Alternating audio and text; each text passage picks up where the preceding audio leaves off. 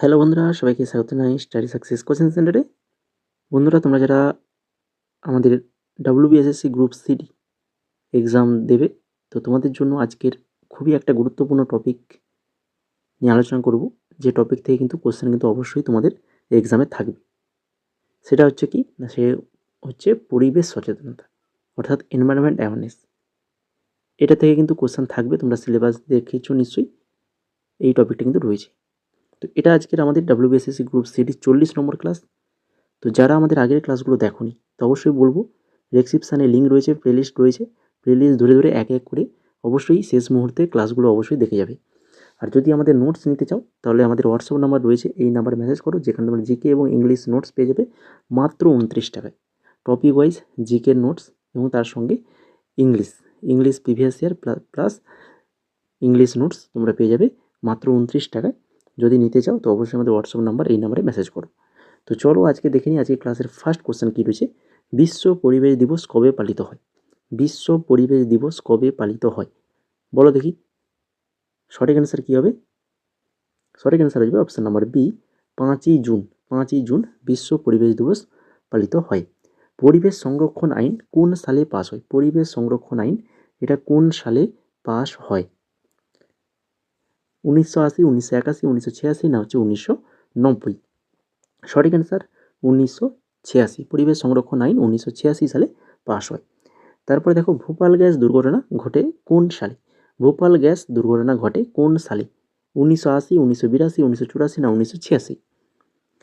সঠিক অ্যান্সার 1984। 1984 সালে ভোপাল গ্যাস দুর্ঘটনা ঘটে। তারপরে প্রাকৃতিক আঁচল কাকে বলা হয়? প্রাকৃতিক আঁচল এটা কাকে বলা হয়? তো অবশ্যই বলা হবে কাকে? অরণ্য। অরণ্যকে বলা হবে, অপশান নাম্বার সি সঠিক অ্যান্সার। তারপরে দেখো, ভারতের এয়ার অ্যাক্ট অর্থাৎ বায়ু দূষণ নিয়ন্ত্রণ আইন কবে প্রণীত হয়? ভারতের বায়ু দূষণ নিয়ন্ত্রণ আইন কবে প্রণীত হয়? 1972, 1981, 1986 না 1991? সঠিক অ্যান্সার অপশান নাম্বার বি 1981। 1981 সালে প্রণীত হয়। জাপানের পারমাণবিক বোমা বিস্ফোরণ ঘটে কোন সালে? জাপানে পারমাণবিক বোমা বিস্ফোরণ ঘটে কোন সালে? 1939, 1942, 1945 না 1948? সালগুলো অবশ্যই মনে রাখবে। 1945 সালে জাপানে পারমাণবিক বোমা বিস্ফোরণ ঘটে। তারপরে দেখো, অরণ্য সংরক্ষণ আইন কোন সালে প্রণয়ন হয়? অরণ্য সংরক্ষণ আইন এটা কত সালে প্রণয়ন হয়? এটা প্রণয়ন হয়েছিল 1980। 1980 সালে প্রণয়ন হয়েছিল। তারপরে প্রথম আন্তর্জাতিক পরিবেশ সম্মেলন কোথায় অনুষ্ঠিত হয়? প্রথম আন্তর্জাতিক পরিবেশ সম্মেলন কোথায় অনুষ্ঠিত হয়? সঠিক answer option number C Stockholm. স্টকহোমে প্রথম অনুষ্ঠিত হয়। তারপরে নীরব বসন্ত অর্থাৎ সাইলেন্ট স্প্রিং, সাইলেন্ট স্প্রিং বইটির রচয়িতা কি? সাইলেন্ট স্প্রিং বইটির রচয়িতা কি? সঠিক answer option number A Rachel Carson. Rachel Carson, option number A হয়ে যাবে সঠিক অ্যান্সার। নিচের কোনটি নন বায়োডিগ্রেডেবল কীটনাশক? নন বায়োডিগ্রেডেবল কীটনাশক অপশানগুলো দেখো, ডিডিটি, অ্যালড্রিন বা অলড্রিন, এ বি উভয় না হচ্ছে ইউরিয়া? তো অবশ্যই এ বি উভয়, ডিডিটি এবং অ্যালড্রিন দুটোই কিন্তু নন বায়োডিগ্রেডেবল কীটনাশক। পরিবেশ সুরক্ষা আইন 1986 এর মূল উদ্দেশ্য কী? পরিবেশ সংরক্ষণ আইন 1986-র মূল উদ্দেশ্যটা কী? তো অবশ্যই উদ্দেশ্য কী হবে? উদ্দেশ্য পরিবেশ রক্ষা ও উন্নয়ন, পরিবেশের রক্ষা ও উন্নয়ন। গঙ্গা নদীর দূষণ রোধ, সংরক্ষণ এবং পুনর্জীবনের কার্যকরী উদ্দেশ্য পূরণের জন্য কেন্দ্রীয় সরকার কোন কর্মসূচি চালু করেছিল?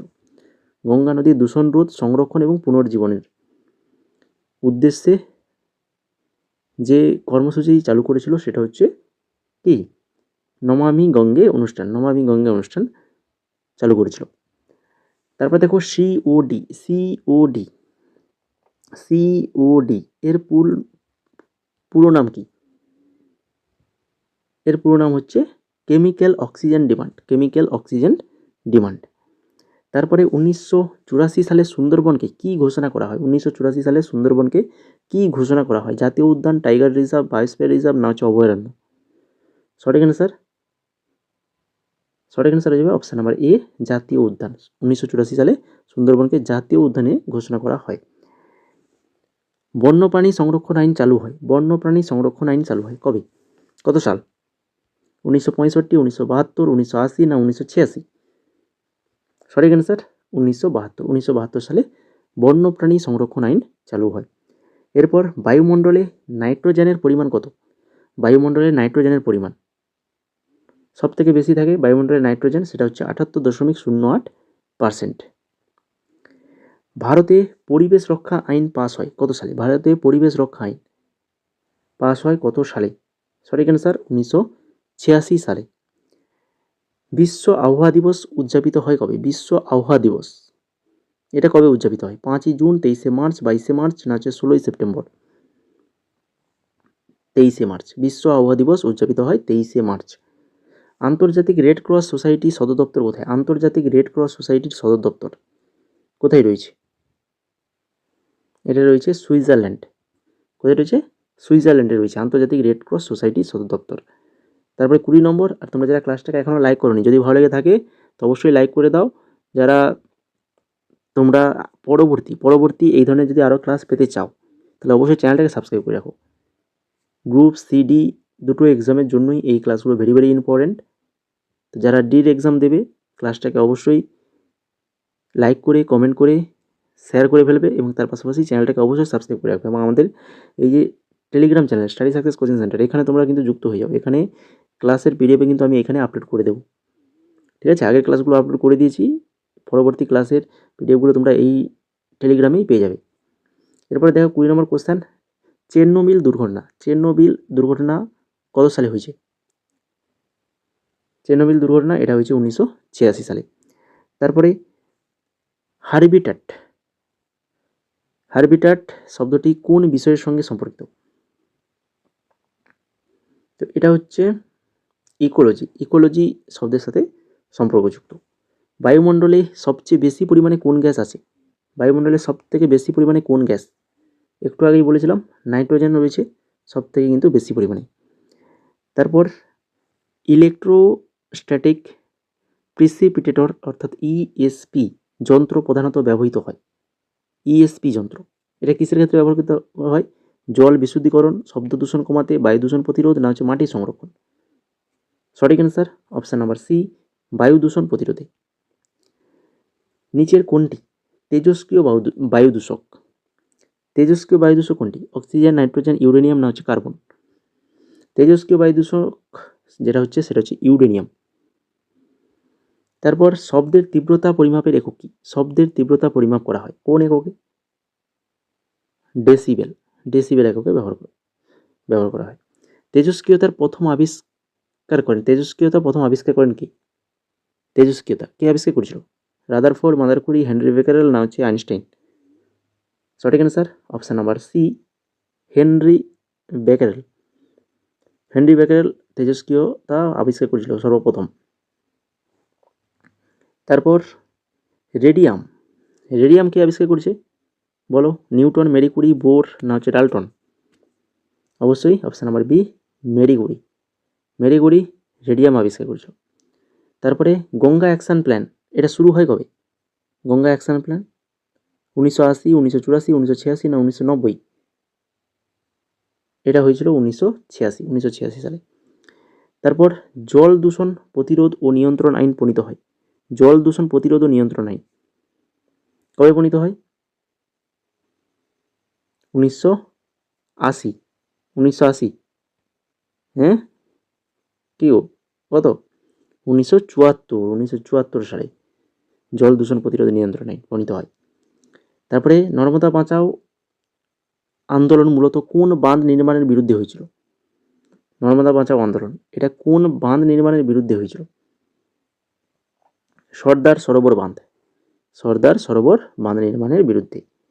ভারতের প্রাচীনতম জাতীয় উদ্যান কোনটি? ভারতের প্রাচীনতম জাতীয় উদ্যান সেটা কোনটা? সেটা হচ্ছে জিম করবেট জাতীয় উদ্যান যেটা ভারতের প্রাচীনতম জাতীয় উদ্যান। মন্ট্রিল প্রোটোকল কিসের সাথে সম্পর্কিত? মন্ট্রিল প্রোটোকল এটা হচ্ছে ওজোন স্তর ক্ষয়কারী পদার্থ নিষিদ্ধ করার ক্ষেত্রে সম্পর্কযুক্ত। পৃথিবীর প্রথম জাতীয় উদ্যান হলো কোনটা? পৃথিবীর প্রথম জাতীয় উদ্যান সেটা হচ্ছে কোনটা? বলো।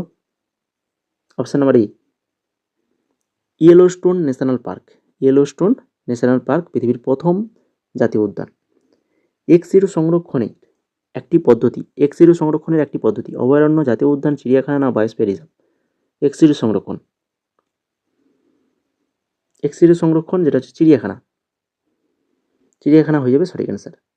বিশ্বের একমাত্র ভাসমান জাতীয় উদ্যান কোনটা? বিশ্বের একমাত্র ভাসমান জাতীয় উদ্যান সেটা হচ্ছে কেউবুল লামজাও, কেইবুল লামজাও জাতীয় উদ্যান, একমাত্র ভাসমান জাতীয় উদ্যান। কানহা কিসলি রিজার্ভ নিম্নলিখিত কোন রাজ্যে অবস্থিত? কানহা কিসলি রিজার্ভ এটা কোন রাজ্যে রয়েছে? এটা রয়েছে হচ্ছে মধ্যপ্রদেশ, মধ্যপ্রদেশ রাজ্যে। বাস্তুতন্ত্রে 10% সূত্রের প্রবর্তন করেন কে? বাস্তুতন্ত্রে 10% সূত্র কে প্রবর্তন করেন? লিডম্যান, লিডম্যান প্রবর্তন করেন, লিডম্যানের 10% সূত্র, এইভাবে আমরা কিন্তু পড়েছি, তাই কি না? লাইকেন, লাইকেন কিসের সূচক হিসেবে কাজ করে? লাইকেন, লাইকেনটা হচ্ছে বায়ু দূষণ, বায়ু দূষণ সূচক হিসেবে কাজ করে। তারপর নর্মদা বাঁচাও আন্দোলন নেতৃত্ব কে দিয়েছিলেন? বলো, নর্মদা বাঁচাও আন্দোলনের নেতৃত্ব কে দিয়েছিলেন? নেতৃত্ব দিয়েছিলেন হচ্ছে মেধা পাটেকর, মেধা পাটেকর দিয়েছিলেন। তারপর ওজোন স্তরের ঘনত্ব পরিমাপের একক কি? ওজোন স্তরের ঘনত্ব পরিমাপের একক ডবসন, ডবসন একক। তারপরে লাস্ট কোশ্চেন আজকের ক্লাসে, রেড ডাটা বুক কোন সংস্থা প্রকাশ করে? রেড ডাটা বুক এটা কোন সংস্থা প্রকাশ করে? WWF, IUCN, UNEP না হচ্ছে ইউনেস্কো? অবশ্যই সঠিক অ্যান্সার আসবে option number B, IUCN। Red data book IUCN প্রকাশ করে। তো এই ছিল মোট আজকের খুবই গুরুত্বপূর্ণ 41খানা কোশ্চেন। আশা করি সবার ক্লাসটা ভালো লেগেছে। শেষ মুহূর্তে সাজেশান হিসাবে দেওয়া হলো। তো যদি ভালো লেগে থাকে ক্লাসটা, যারা এখনও ক্লাসটাকে লাইক করেনি তো লাইক কমেন্ট শেয়ার অবশ্যই করে ফেলো। তার পাশাপাশি চ্যানেলটাকে সাবস্ক্রাইব করে রাখো পরবর্তী এই ধরনের ক্লাস টপিক ওয়াইজ যদি পেতে চাও, ঠিক আছে? আর এক্সাম তো এসেই গেছে, এই মাঝে কয়েকটা দিন যদি আমাদের নোটসগুলো নিয়ে পড়তে চাও, দেখো আমরা কিন্তু অলরেডি আমাদের গ্রুপে যারা আমাদের গ্রুপ নোটসগুলো পারচেজ করেছে, এটা আমাদের আগে 49 টাকা ছিল, এখন এটাকে কমিয়ে 29 টাকা করানো হয়েছে যেহেতু সামনে এক্সাম।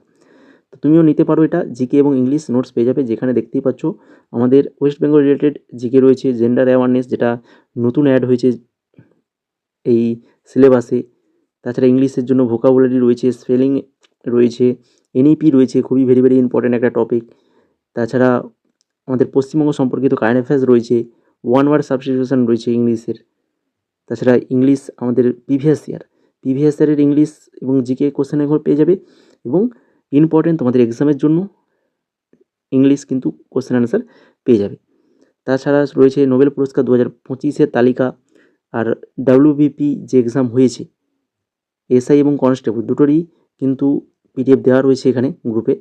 তাছাড়া ভারতের বর্তমান কে কোন পদে আছে, এছাড়া যেটা ভেরি ভেরি ইম্পর্টেন্ট এই যে বড় PDF জিকে, যেখানে 8200+ কোশ্চেন রয়েছে, এখানে সমস্ত জিকে কিন্তু টপিক ওয়াইজ, ইতিহাস, ভূগোল, অর্থনীতি, কম্পিউটার সমস্ত কিছু কিন্তু টপিক ওয়াইজ কিন্তু এই PDF-এর মধ্যে পেয়ে যাবে। কারেন্ট অ্যাফেয়ার্স 2025, 2026, 25-26 মানে 24 আর 25 কারেন্ট অ্যাফেয়ার্স দেওয়া রয়েছে এখানে পুরো, ঠিক আছে? যদি নিতে চাও মাত্র 29 টাকায় পেয়ে যাবে। তো আমাদের হোয়াটসঅ্যাপ নাম্বারটা হচ্ছে, ওই নাম্বারে মেসেজ করো। এছাড়া তোমরা যদি আরও অন্যান্য যে কম্পিটিটিভ এক্সামগুলো রয়েছে, যেমন MTS, steno, CGL, CHSL, GD, RRB, NTPC, CGL, CPO, phase 13, তো এই সকল এক্সামের PDF, প্রিভিয়াস ইয়ার জিকে কোশ্চেনের PDF অ্যাভেলেবল, খুবই স্বল্প প্রাইসে পেয়ে যাবে।